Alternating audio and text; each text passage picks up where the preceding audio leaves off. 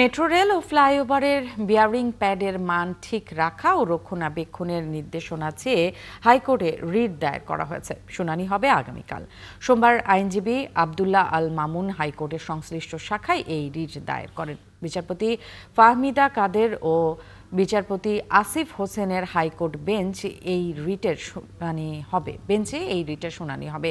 রিটে metro রেলের রক্ষণাবেক্ষণ সঠিকভাবে তদারকির জন্য একটি উচ্চ মানের কমিটি গঠনের নির্দেশনা দিয়েছেন।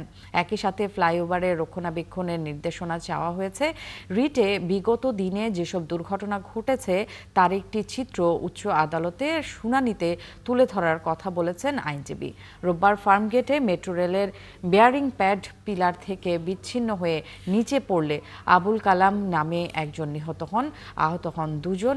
এই ঘটনার প্রেক্ষিতে রিট দায়ের করা হয়েছে। রিটে যেটা চেয়েছি, আমাদের রুলে তিনটা বিষয় আমরা চেয়েছি। একটা হচ্ছে এখানে যে বেয়ারিং প্যাডটা ছিল, এই বেয়ারিং প্যাডটার গুণগত মান নিশ্চিত করা হয়েছে কিনা সেটার উপরে আমরা রুল প্রেয়ার করেছি।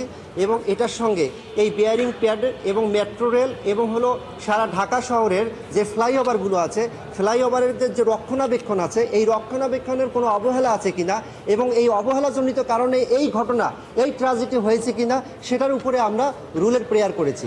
রুলের মধ্যে যে পুরো কমিটি নিয়ে আসছি, যদি কমিটি ফাইনালি এটা নিয়ে আসতে পারে যে এখানে অবহেলা হয়েছে, সেখানে আমরা পরবর্তীতে কম্পেনসেশনও ক্লেম করতে পারবো।